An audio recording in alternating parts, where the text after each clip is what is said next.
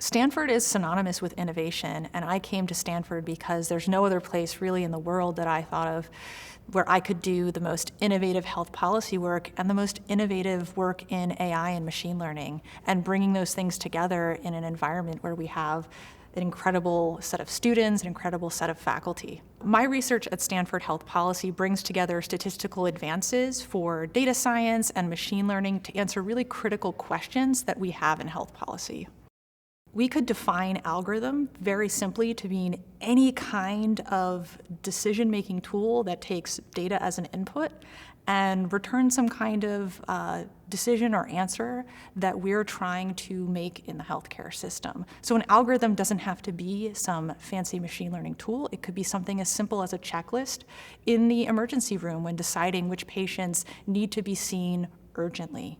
And what we found and what we can see in practice is that all different types of algorithms, from these simple checklists all the way to sophisticated AI and machine learning algorithms, can be unfair if we don't evaluate them for these types of harms. So to give a concrete example, a lot of the work that I do is in healthcare spending, and we try to decide and understand how money should be spent in the healthcare system.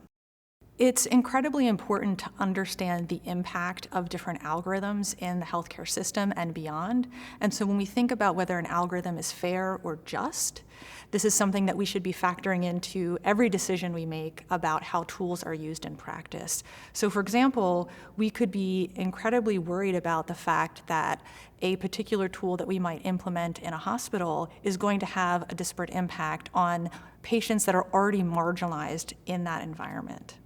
If we have algorithms that are unfair by a specific definition, we could have some groups of patients who will not receive adequate care. We could have patients who would die sooner than they should otherwise.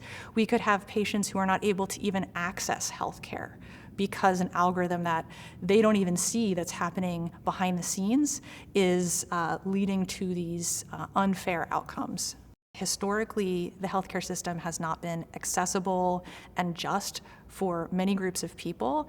And when we develop new algorithms, when we evaluate existing algorithms, really centering justice for those groups such that cost, benefits, risks are equitably distributed, and we make sure that there are not folks that are continuing to be harmed by the things that we're doing.